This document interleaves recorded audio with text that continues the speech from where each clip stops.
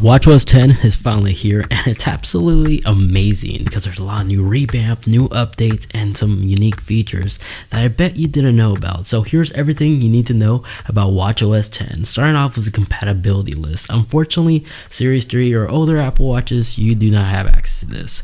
Series 4 or newer, however, you're good. You're able to update your device right now to the latest version of watchOS 10, which gives you unique capabilities because previously where you had the capability to pin your iPhone from your Apple Watch as well as play sound, now you can actually pin the Apple Watch from your iPhone in case you misplaced your Apple Watch, where previously you had to use Find My. Now you can just go on Control Center, go into your settings, add it, and you'll find this new icon, which when you tap, boom, you could pin your Apple Watch to locate it faster. How amazing is that? The next feature that works with the Apple Watch with the iPhone is located in the Health app. By tapping on Browse and just enter Sun, now there's a new time in daylight, which will tell you how much time you spend outdoors, primarily targeted towards children, but I'm sure many adults like you and I can definitely benefit off of this, especially if you work from home, making sure you're catching that vitamin D rays. Now, although I am using an Apple Watch Ultra, I do have a Series 8 right here running the latest firmware update of watchOS 10, but I'm going to be primarily using the Ultra just due to the fact that it's a larger display. So gesture controls are totally different now, because previously you had to do this to have access to your control center. Now you have to tap on the power button and this will give you a quick access. And if you'll notice, most of these icons, their animations are now different. Now they actually have like a cool animation to each different icon you interact with, which is really awesome.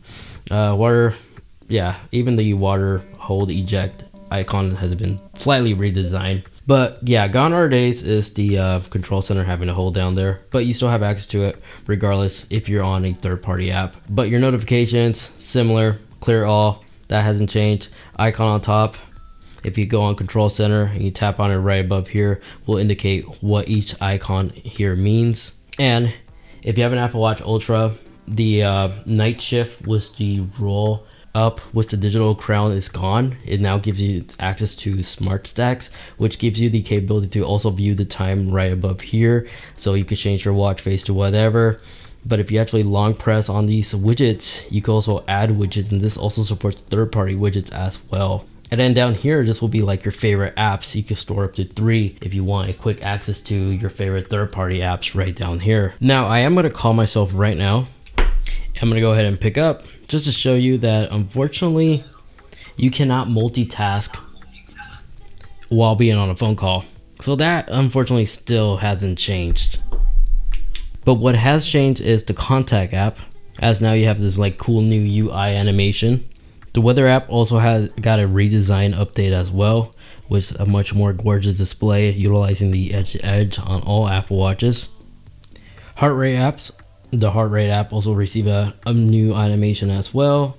And then the timer app, you can actually set as many clocks, timers as you want all at once. So now it's unlimited. Now with these new gesture controls, if you double tap the digital crown, now it will still take you to the app switcher, just it won't like previously open up the previously open app. Same goes for double tapping the power button, which will just take you to your Apple Pay. A single tap will always take you back to control center, where previously by single pressing the power button will take you to your app switcher, and double tap will take you to the previously open apps. That is gone, unfortunately. It's been revamped on watchOS 10. Now in control center, the flashlight animation is also slightly different, as now when you tap on it and you tap the screen, it will immediately take it to the max brightness. But here you can also use the digital crown to actually pinpoint the certain brightness levels that you want. It also applies with the other ones like the strobe, as well as the bright color or not. Another app that received this new overhaul is the activity app. Now when you tap on it, this is how it looks like. And if you have friends, you can actually tap on it right here to actually monitor their activity levels. In addition to that, if you tap on rewards, you can actually progress and track your progress between different achievements you have, as well as some previously earned ones, as like some limited edition ones as you see right here. Before you had to go to your iPhone to view this. And then down here, all your activity levels, exercises, stand, and more data is all recorded right here, including you can view your weekly. Maps also got a retweak as well, as now you have access to topograph, which is only compatible in certain areas. Mostly on the green side, if you keep zooming in, you'll see the altitude listed right here for topograph and to offload maps on the Apple Watch, so long as you have an iPhone nearby. To get this to work, just tap on your profile icon and tap on offline maps, and then just download new location, and then just move it towards the location you want to have offloaded. So if I want this city to be offloaded in general, just go ahead and select it, and it will tell me how much storage it's going to take, and you can just tap offload. And that's how easy it is to offload maps on the Apple Watch. Now the World Clock is also another app that got this massive overhaul redesign as well, as this is how the new animation looks like.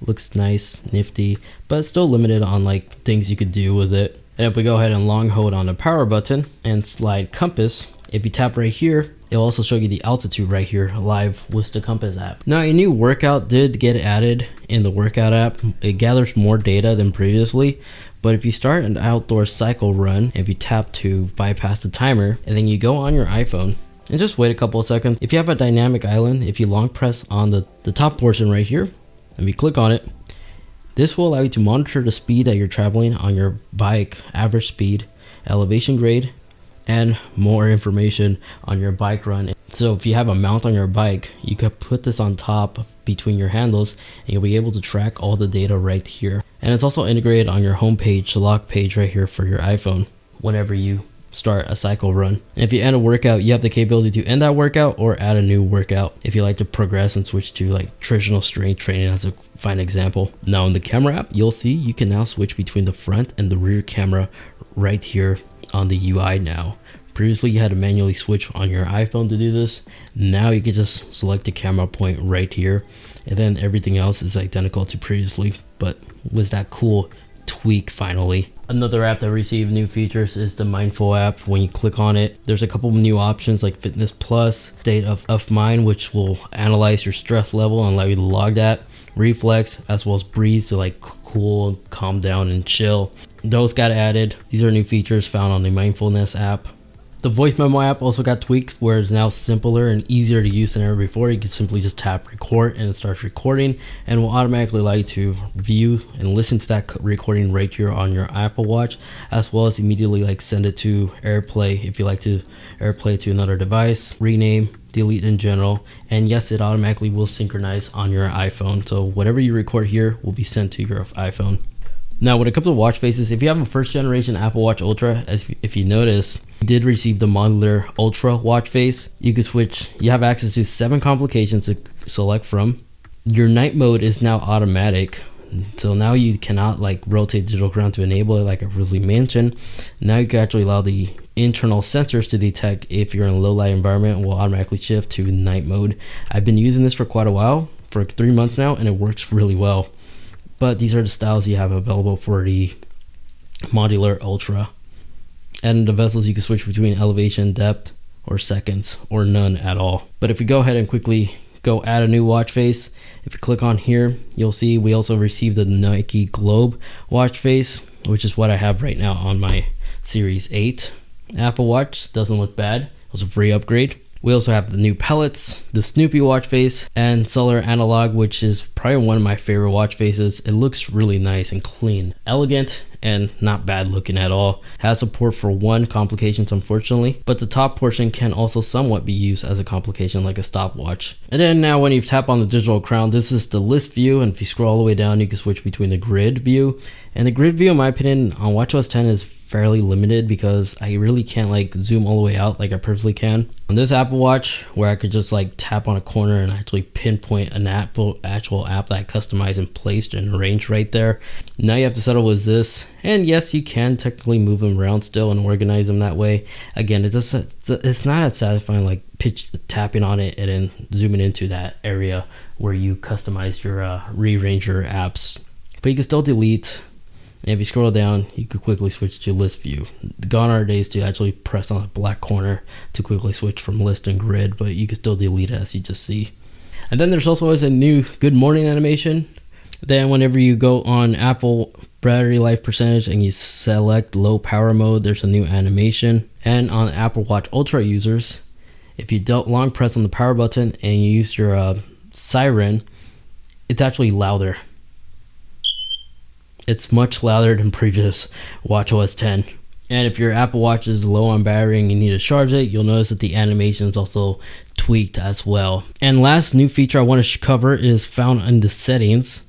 And go scroll into your battery percentage right here where it says battery. If you tap on battery and if we screenshot this, there's now this new icon right below here, which shows us when our Apple Watch was at 100%, it looks like. But I'm left unsure what this other box will show us. This is an Apple Watch Ultra. This should be able to last 30 hours. So I don't think that's when the Apple Watch will be dead on batteries. But clearly this was the time when it was charged and at 100%. Here, I still have no idea what it means because it's currently almost 1 o'clock. And I really doubt that my Apple Watch will be able to last 6 a.m. even history is like right here currently. So I don't know what this is, but there's that information that's now available to us. I'll comment down below as soon as I find out what it is. But then lastly, we do have the new AirDrop contact capability, where you just simply tap your iPhone on the Apple Watch and will actually illuminate and transfer the contact information and vice versa. Unfortunately, at the time making this video, I'm having a hard time doing that. So I'll be sure to make an updated video in the near future how that actually works, and going into the more nitty-gritty settings to adjust to really utilize watchOS 10. But I'm pretty confident it works very similar to just how it works on iPhones. You just tap two iPhones like so, you get this animation and they're both connected, and whatever you like to share between one device to the other, it'll be automatically airdropped. It's going to work similarly to the Apple Watch. And there we have it, ladies and gentlemen. Now you are pro when it comes to using your Apple Watch to its full potential with this amazing watchOS 10 firmware update.